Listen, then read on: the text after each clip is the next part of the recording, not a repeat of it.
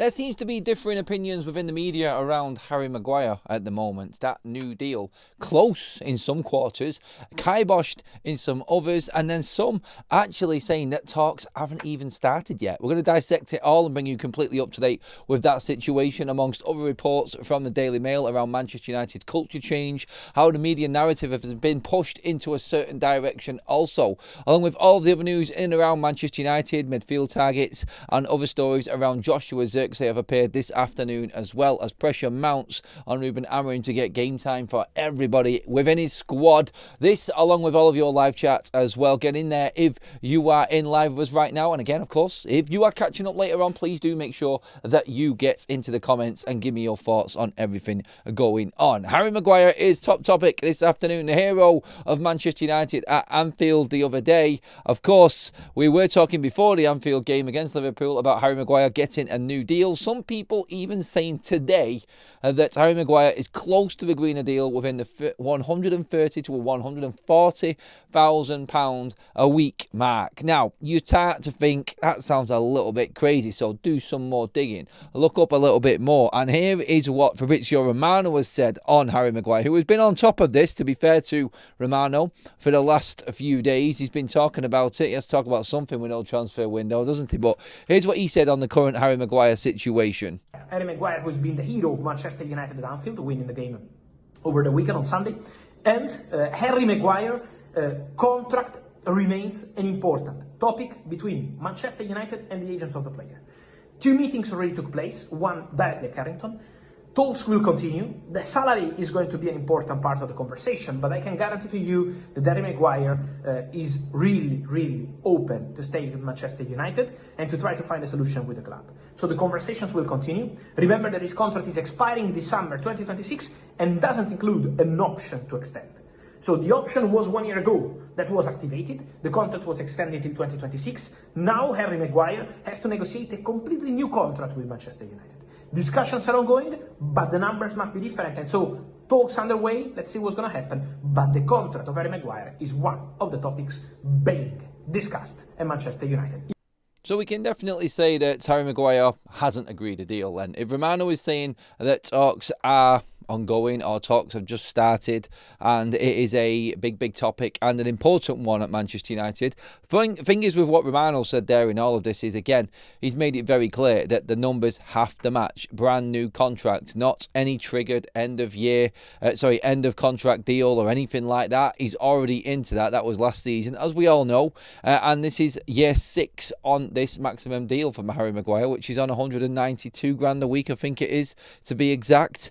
So no numbers mentioned at all. Romano saying that they are just about to start talks or in between getting contacts between Harry Maguire's agent and Manchester United. It's a bit murky water, to be honest, because the fact that Chris Wheeler of the Daily Mail has gone in a completely different tone on Harry Maguire, and his big article tonight is one of a completely different story, and that is that Manchester United might not have even started talks yet with Harry Maguire. In fact, he goes on to say in his piece this afternoon that although Manchester United are in regular contact with Harry Maguire's camp, like Romano said, formal talks have yet to take place and there is no offer on the table. Any prospect of Maguire taking a pay cut would depend entirely on the length of the contract being offered. Now, the whole article pretty much is aimed at Harry Maguire really not being offered any type of deal yet, and the fact that Manchester United are still discussing things. Like, he was the hero at Anfield, but obviously Manchester United are still taking into consideration here all of the struggles that we've had before with Harry Maguire. His form dipping in and out, and he's never been, to be fair, the full consistent one. His attitude has been exemplary. His attitude has always been of one of the most professional players that are in Manchester. He's in Manchester United squad at the moment, and despite past contributions, his place in the squad and perhaps his contract status are under review more than a deal being discussed. It is, do we want Harry Maguire? These are the talks that Manchester United are apparently having with his representation, with his agent, whoever it may be. There is an implication that the club could take a tough decision on him rather than simply ride the nostalgia. Now, that's something that I have been big on a lot. And do you know what? I'm not using this video and this story and article to have a go and be happy about Harry Maguire not getting a new deal. I think it is a realistic stance on where Manchester United are right now. And when you look where Manchester United are, you have got a new ownership that has come in that came in way after Harry Maguire signed this deal. Way before the big contracts were being handed out. And I have made a big point about INEOS still not offering any player more than 200 grand a week wages at Manchester United. In every player that they've brought in, no one is above that mark at the moment. And it's like they've got their own internal wage cut at Manchester United. And there's a cap on how far they will actually go. And so from what Romano has said there, in that this deal is a brand new contract and the deal has to be a new one on different terms. He's not going fully on in here and saying that United are demanding lower. We all kind of know that it is going to be lower. And then you've got Chris Wheeler who's saying that this hasn't even begun. And it is talks on the basis of a full review of whether or not Manchester United should enter formal talks for a contract for Harry Maguire. So all the stories seem to have been completely put to bed today on Harry's deal. And interesting timing on this as well, in that Harry Maguire, off the back of the heroics at Anfield the other day, and now into negotiations apparently. Not really though. It is kind of strange how this story has kind of spun around after the week. You'd have thought it would have been full on, get Harry in, give him that contract. I mean, I jokingly said give him the contract in my review after the Liverpool game. But that's where Manchester United are not going to be the same as they was. And like Chris Wheeler says in the Daily Mail there, they're not going down nostalgia road. They're not looking at what was before or getting carried away with certain moments at the football club that might have impacted decisions before at United. It's not anymore. It's a different football club. And let's not forget, you have got INEOS in situ here right now, and it just doesn't really shout out to me a type of deal that INEOS would go for. They're not looking to go out there and give a big contract to a player who's 33.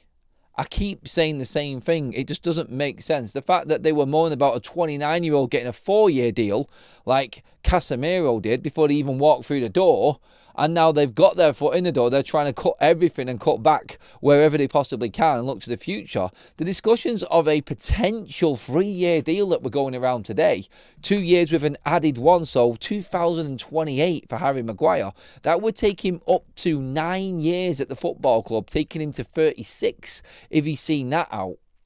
That is not anywhere near, apparently.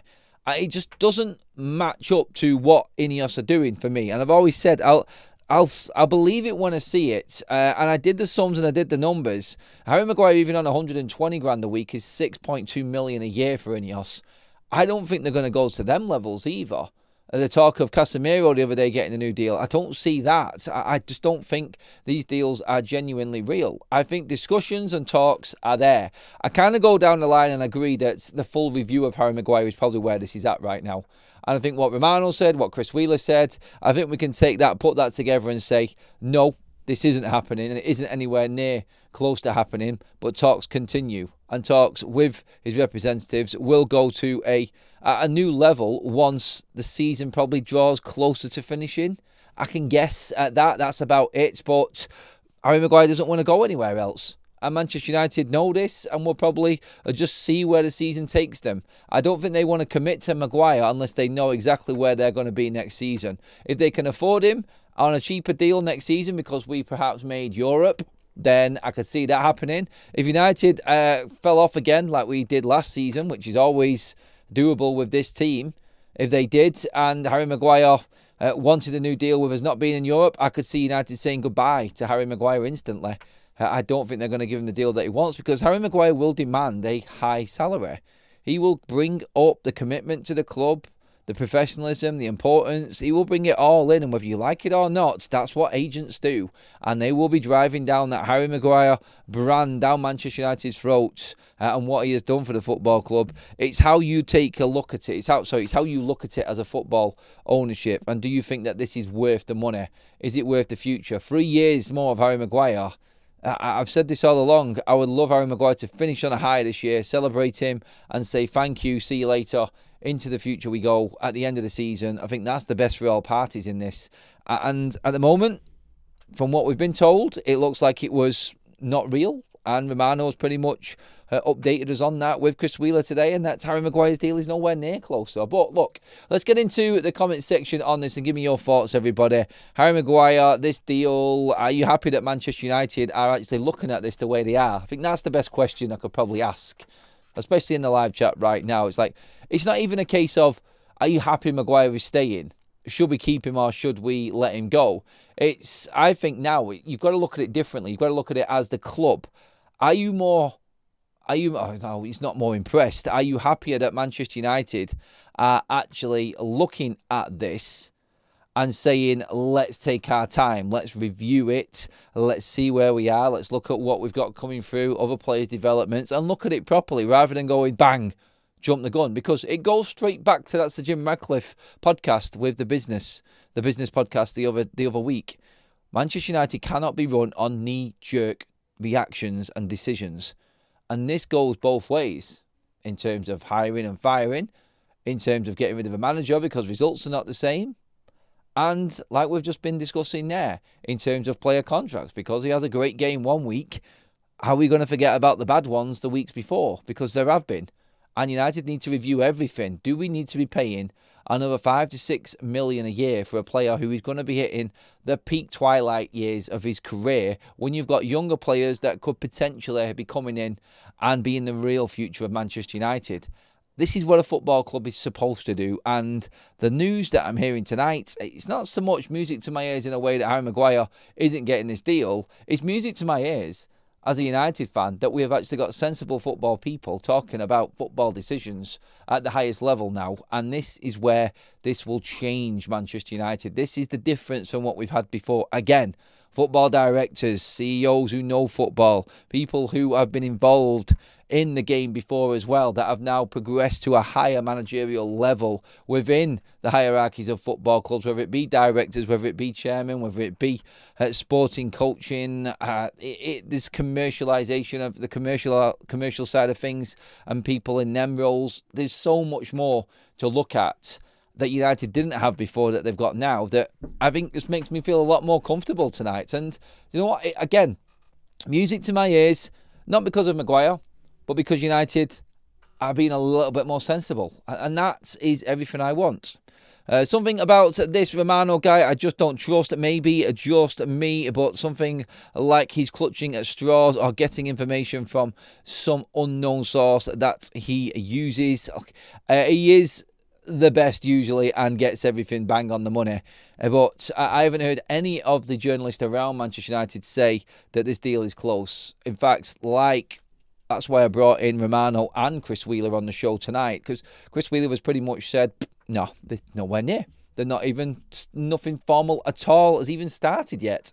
So the talks that we're knowing and we're talking about and what Romano's talking about seem to be, according to people with their feet on the ground, and whether you trust them or not as well, that's another conversation, but they're saying that this is just a initial phase of review on whether or not he deserves to start negotiating for a new contract.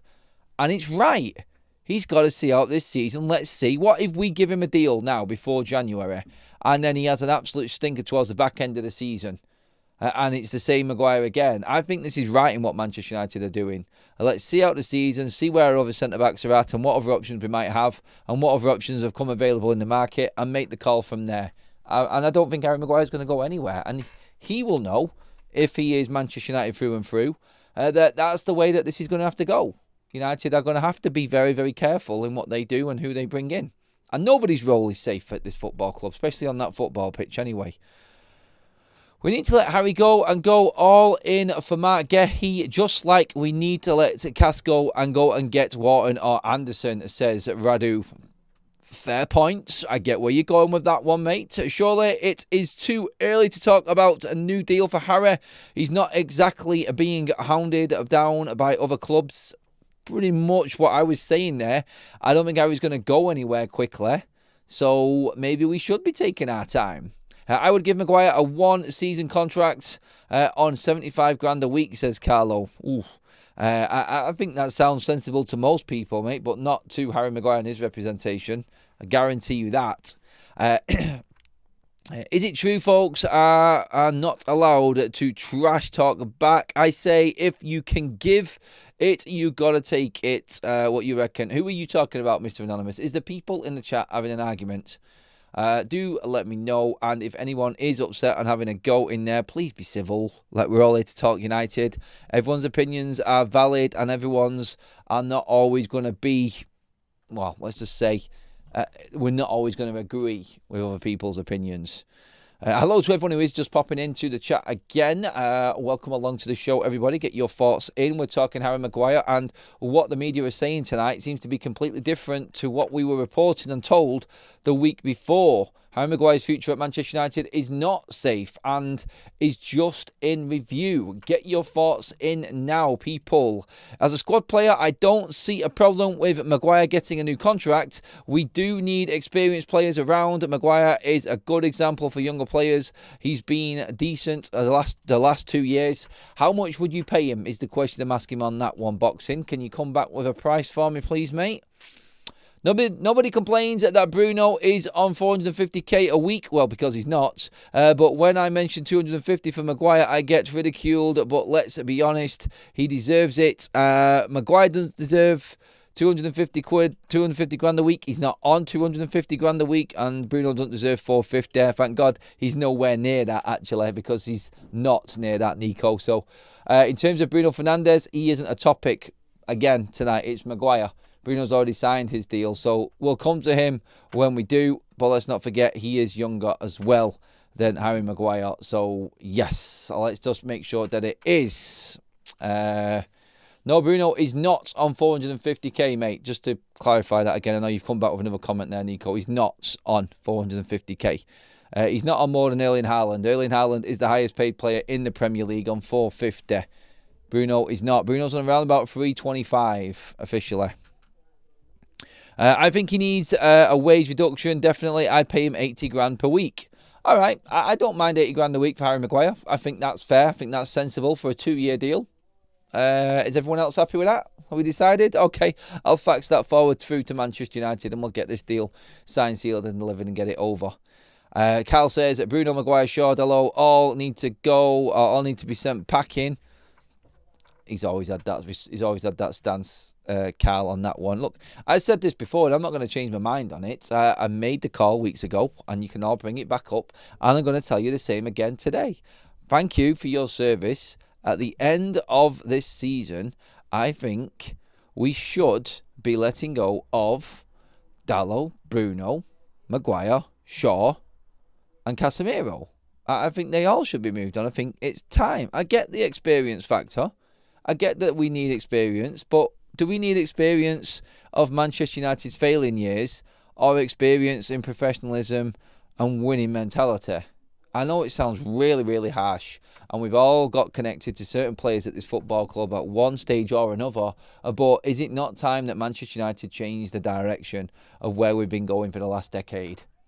It is. Thank you. If you manage to pull it together in this season, your last, we will thank you and send you on your way with all of the praise that you deserve for doing what you've done this season. But we will never forget what's happened seasons before, and it has been 10 years of absolute dross from Manchester United, and a lot of these players are still here.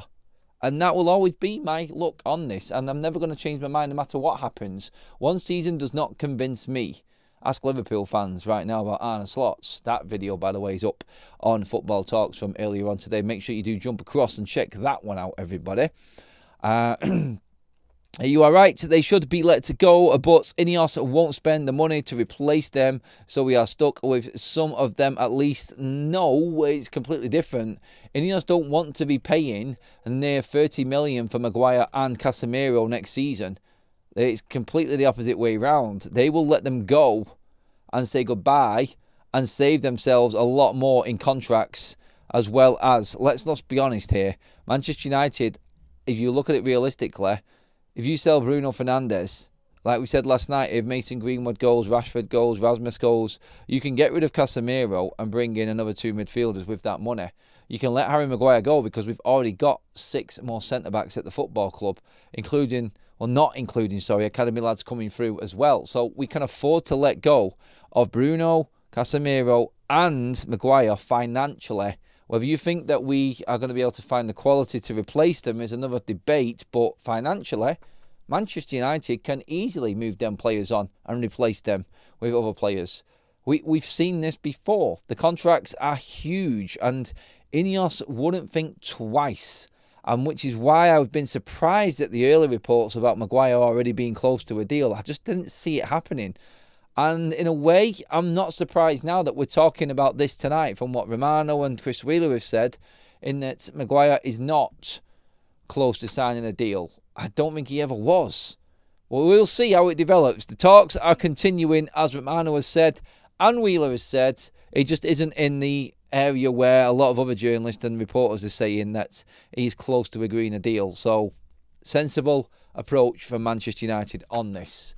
Now, there's also a report as well tonight that Manchester United's media push, as such, as Wheeler from the Daily Mail has been saying, Manchester United's media push to drive the new narrative as to positivity around United. And this was driven after the Liverpool game. He said that Manchester United, where they did celebrate and were seen celebrating this victory, there was a big deal about Manchester United actually being respectful and remembering what had gone on before. And you have to earn that respect more by performing consistently. And the players were sent straight back to Carrington after the game. Ice baths, saunas, full recovery, full professionalism, and back in, as we seen on the cameras yesterday, Monday, for their debrief and whatever it may be, and then preparation and timetables for the week ahead before the Brighton game this weekend. So, yes, celebrate Anfield, celebrate that great win, but don't allow that to convince you that it's job done. One game does not convince a fan base. One game does not get Manchester United back where they should be. Celebrate it in that moment, move on very quickly, and it does look like Manchester United have allowed the media to see that side. It's like back to business instantly. And the media are open to seeing this through the videos that MUTV have put out and the access into the changing rooms and whatnot. So it's like, whoa, yes, celebrate, brilliant. And then straight away we're told that they're in ice baths and saunas and it's back to being professional again and fully preparing for the Brighton game this weekend. So making it look like everything is moving in that direction. And Chris Wheeler goes on about that. I mean, I haven't got a problem with that. And it's good that they're showing us it. I get where he's going with it, because let's not forget, Chris Wheeler has always been one of them, and he said straight after that Sir Jim Radcliffe interview with the 3 years comments, he came out and said talk is cheap. Manchester United are driven off results. And he is also still saying where Ruben does have support at the football club, the jury is still out on him. And he has said this in this piece today. So he is still holding on to the fact that Ruben isn't safe and that results are going to have to be more consistent even after that back-to-back win. They're not allowing that to be celebrated like they've accomplished something. They're moving on, and it has to get better in all other areas as well. And I think there is realism in that. I think there is sense in that as well. Ruben isn't safe. If we lose against Brighton, then the same pressure is going to be mounted straight back on. And if it is, then it's because we have gone back to what we was before. An inconsistent win one game, lose one game type of team, which is going to end up being mid-table again, which will get Ruben the sack. So I think where Chris Wheeler has said that results are going to have to improve and consistency is going to win the day, I think he's right in a way, because Ruben Amorim has made that very, very clear that it's just another game. Time to move on to the next one.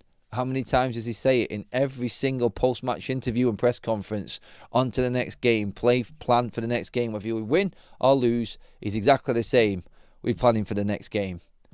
Luckily for him, it's been 3 wins in the last 4, and it has been better in the media circles for him recently. But look, it's going to be another, I think, tough week for Manchester United.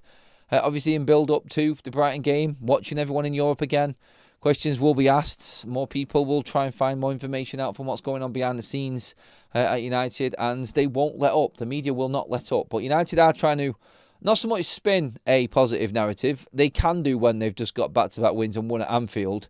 I think they're allowed to do it there. And this job just becomes so much easier for the media people at Manchester United if United win again against Brighton. It does. And you're seeing now. You're seeing the backtracking and the unravelling of the tight-shipped Liverpool setup and what they've got.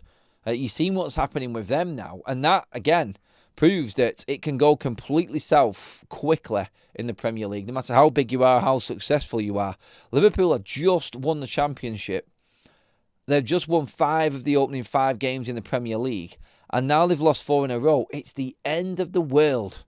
Can you imagine if United didn't beat Liverpool and then we lost to Brighton? Or even if we lose to Brighton this weekend, it would be the same thing again for United. So they're taking advantage of this moment and they're pushing out the positives. And I get it. I do. They've not had much to shout about, Manchester United and the media people. And now they have just got a couple of really good team performances and everything is on the up. We will see if it continues this weekend. Right, let's get into some more comments on this. Open up on everything and what Chris Wheeler has said there. And you can touch on Harry Maguire still also. Please do make sure that you keep popping a like on the video as well, everyone. And also hit your Match Bingo cards now. All the Champions League action is on throughout the week. And Match Bingo has got you covered, everybody. Hit that QR code now or hit the link in the description under Match Bingo. The top link in the description, everyone, if you're catching up later on.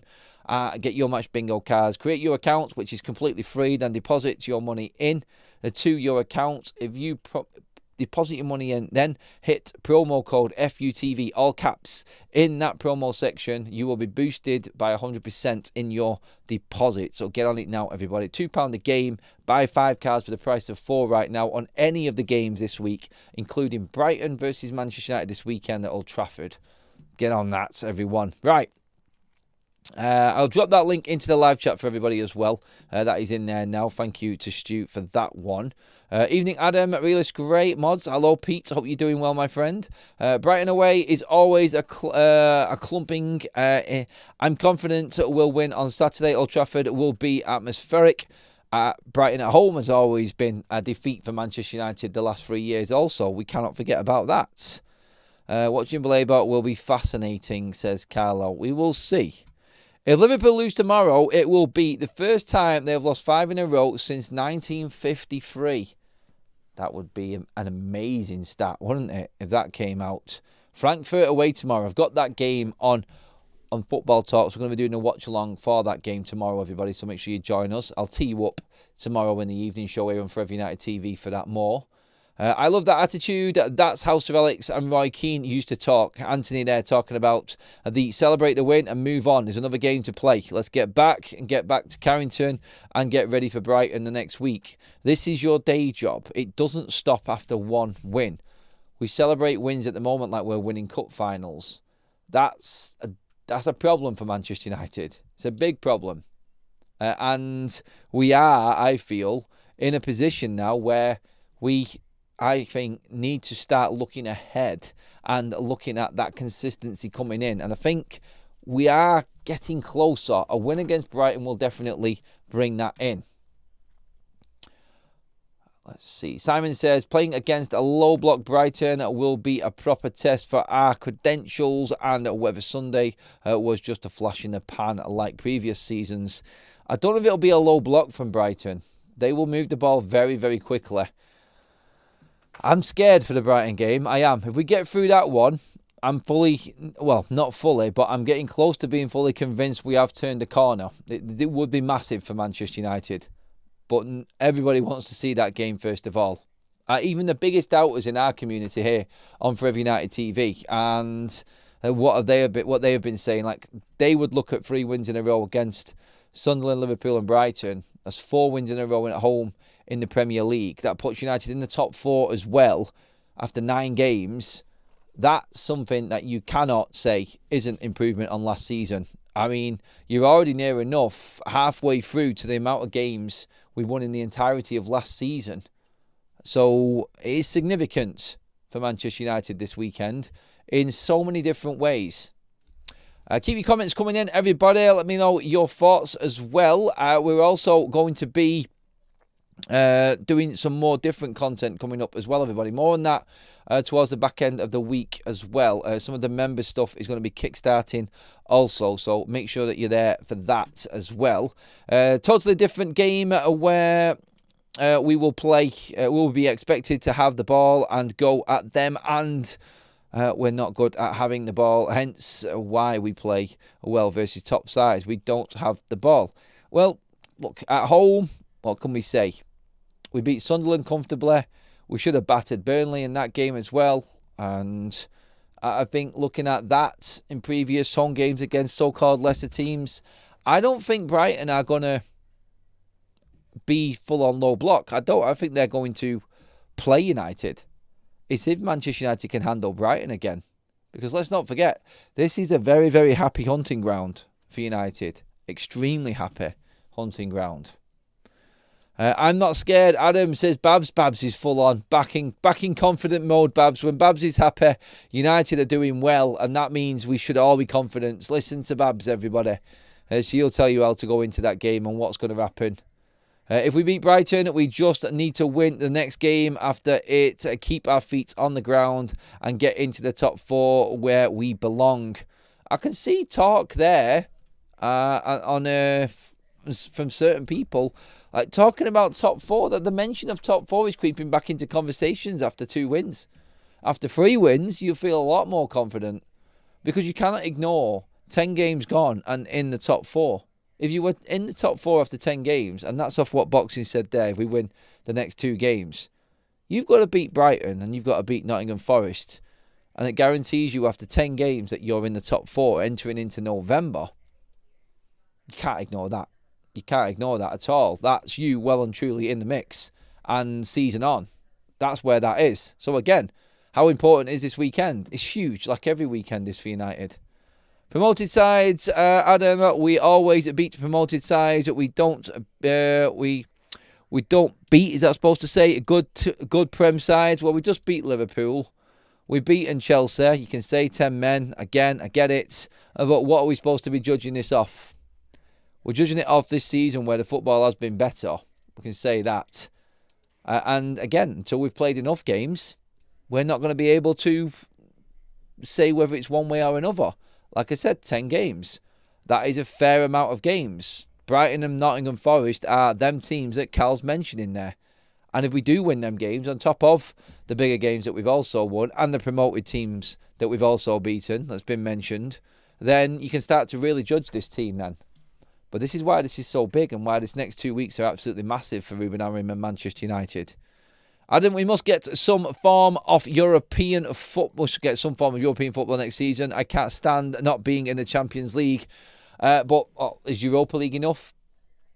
Look, again, I've said it all along. How many times? With no midweek games for Manchester United, it's the perfect opportunity for United to actually go in and full on attack this Premier League. There is zero excuse whatsoever for this now, and I'm sorry, Ruben will suffer with his job if he doesn't get into Europe this season. That's it. Simple as. And we all know that is the realistic look on things as well. That, I think, is how Manchester United should always be judged. On to other news as well, and Nuno Espirito Santo has made it clear to the West Ham hierarchy that he needs at least 3 new signings in January, including a striker. One potential option is Joshua Zirkzee, who is desperate to leave Old Trafford. This from TalkSport and Alex Crook saying that Zirkzee is desperate to leave. I don't think he's desperate to leave. I think he's desperate to play football. But we've seen the celebrations with Joshua Zirkzee. He was just as up for that win, having not played, as the players were on the pitch. So I get what Alex Crook is saying here, but I think this is basically stories put together and facts put together and a story made of. Does that make sense then? Yeah, so the facts have been brought in. He's not playing. He's not going to play. And he's desperate to get away from United because it's a World Cup year. It's easy to report and it's easy to manifest. And I think that's where we're at with Joshua Zirkzee. It's a no-brainer that anyone can talk about Zirkzee wanting out because he wants to be in the World Cup. And if he stays with United through January, he can wave goodbye to that World Cup in America Mexico and Canada. He doesn't stand a chance of getting into that. He was struggling to get into the Dutch side with Ronald Koeman when he was playing at Manchester United under Ten Hag. And now, forget it. Now he's got no chance. And Nuno Espirito Santo, well, I think he completely shit the bed last night, didn't he, with that Brentford game. But I feel West Ham would be a bad move for Xerxes. It really would. I'd be looking to go back to Italy if I was Xerxes. I wouldn't be staying in the Premier League. There are a few other clubs that are interested in him. But again, it's another story that was fully expected, and I'm not surprised by it one bit. I expect more of these stories to surface. Actually, get into the comments section now and just give me a club. Where, if you were Joshua Zirkzee, and I'm not saying let's get rid of him, I'm not saying this is definitely happening, but if you were Joshua Zirkzee, where would you go? What is a good club for you? Get into the comments section now, everybody. Get in the Champions League, and then you can see me in Dortmund, says Gareth. If we draw you, mate. Dortmund have still got some moving to do in that Bundesliga to make it next season as well, mate. I can't believe how one-sided the Bundesliga has been already this season. It's embarrassing. Be interesting to see how Baleba plays Saturday. Is he worth the 100 million? I'll tell you now, he's not worth the 100 million straight out, but still a lot better than what Man United midfielders are. I will reserve judgment post the Crystal Palace game. If we have picked up a good amount of points, then I would be optimistic of getting to the January window and hopefully aim for the top 6. What is a good number of points then for you on that one, United Focus? Because when you look at it now, Manchester United's next 5 games: Brighton, Forest, Spurs, Everton, Palace. They're Man United's next games. The Crystal Palace game, by the way, is on November 30th. So end of November, then entering into the December fixture pile-up. So what is a good number of points to have? Like right now, we're on 13 points this season. We've got 15 more to play for. What would be respectable for you, for Manchester United to pick up from them games? How many out of 15? That's another one for you live chatters right now. Get in there and give me your thoughts on that. Also, where is best for Joshua Zirkzee? I'd go back to Italy if I was Zirkzee. That's a couple of comments. Juve, Liverpool, says Madhouse.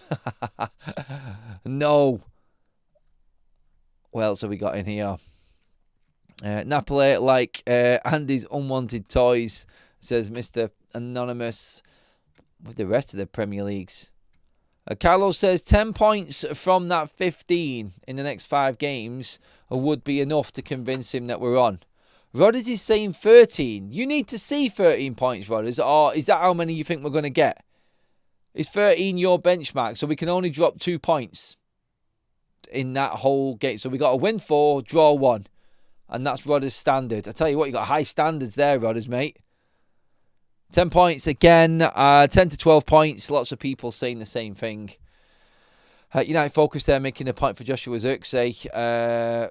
He's got no chance of, absolutely no chance of playing, especially if we do kick on from here. But of course, with AFCON on the horizon, he might play some minutes. But West Ham could be a good fit. I would not go anywhere near West Ham. That is one big sinking ship at the moment. Adam Welbeck always scores against United. He better end that. He better end that. Then end our unbeaten run. Our unbeaten run of 2 games. Adam is not worth 100 million, but thanks for reading my chat. Hey, look, no problem, Debs United. Always reading out as many chats as I possibly can. United, Cal says 10 points, probably decent from them games. So the Brighton, Forest, Spurs, Everton, Palace. Brighton and Everton are at home. Forest, Spurs, Palace away in them games. 10 points. I'd take 10 points right now. Puts United comfortably on 23. And then we are 13 games into the season. 5 more to play before halfway. And now listen to this. What do you think of Manchester United's December? So we talked about them points there. We talked about them games. And then United's December is very interesting. Very interesting going into the new year. So, to hit the halfway mark for Manchester United, from that Palace game, December 4th, we play West Ham at home. Then we've got Wolves away. I'd expect 6 points from that. Our nemesis, Bournemouth, similar to Brighton, at home at Old Trafford then on the 13th of December. I expect United to struggle away to Aston Villa, as we always do. That's the 21st of December. And then we're at home again to Newcastle on the 27th. And on the 30th, we play Wolves again. So we play Wolves twice, the bottom team in the league, in a space of pretty much 2 weeks. So I'd expect Manchester United to pick up an awful lot of points in December, and then to start the new year, it's Leeds away, Burnley away.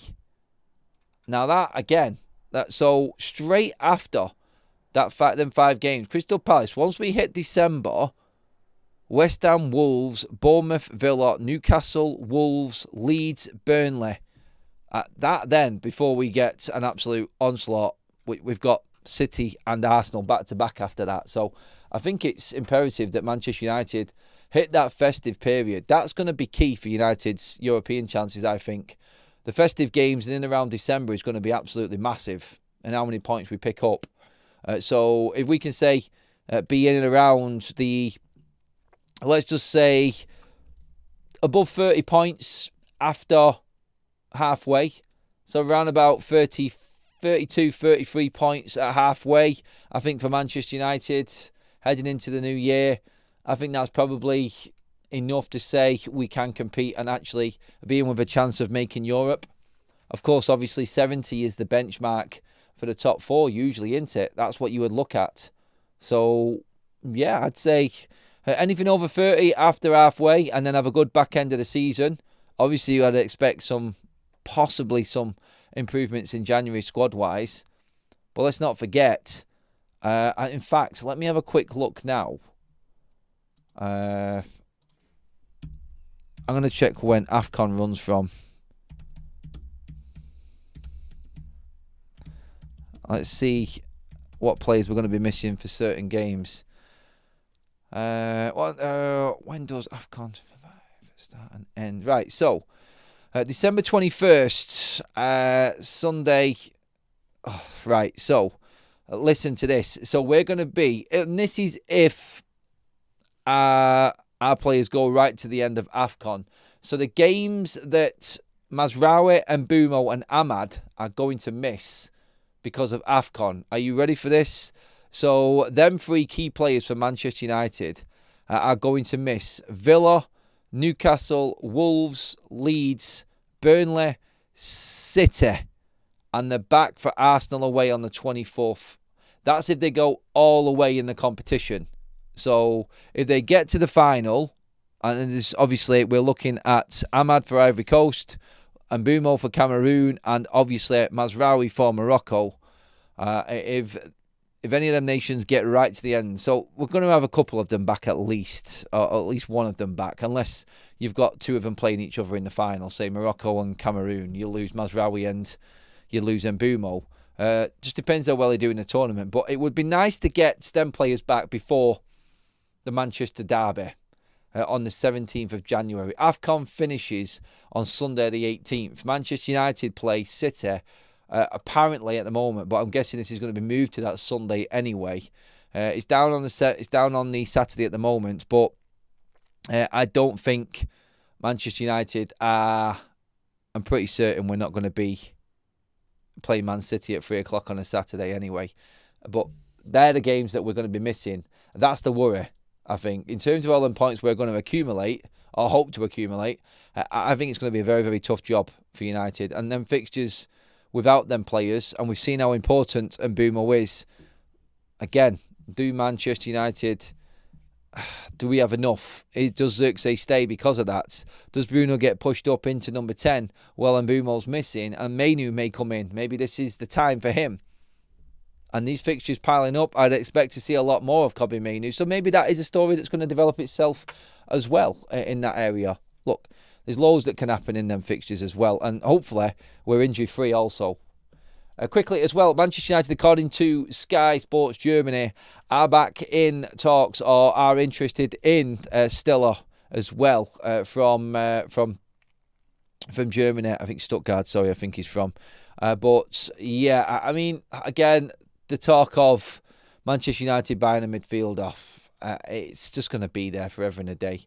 It always will be. So Sky Germany are saying Angelo Stiller is a Manchester United target. They are interested in him. Stuttgart internally value him at 43 million quid. That's where we're at right now with Stiller. I don't know if Man United are going to go that far. Whether or not we're going to go bid for another midfielder like we discussed this morning already, I'm not too sure. By the way, earlier on in the day as well, it was Simon Stone on the BBC who was saying that Harry Maguire is willing to take a pay cut to sign a contract extension at Manchester United. Of course he would. There's no way that he stays if he doesn't take a pay cut. But that was the earlier reports on Maguire. We've just touched on tonight. And the top story again is a story from Fabrizio Romano, an update from him, and the full piece from Chris Wheeler from the Daily Mail, talking about this deal not being anywhere near completion yet. It is initial talks and review as to whether Harry Maguire should get a chance at a new contract. I think that's the best way to describe it, off it. Nothing yet. It has to be reduced wages on a reduced term, and that is discussion at the moment. That's it. Nothing formal is what is being said and reported right now. And that is our show this evening, everybody. All that's left for me to say is a massive thank you again to you and the mods, everybody involved in the show, everyone who has got their comments in. Thank you so much. I love you all. I will see you all first thing in the morning at 8 o'clock sharp, as always, here on Forever United TV. A busy day tomorrow as well. I will wish you a good night. Have a good one, whatever you're up to, everybody. Get the likes on the video if you are enjoying the content. Hit that subscribe button. Get your match bingo cards now. Link in the description right at the top, everybody. I'll see you all in the morning.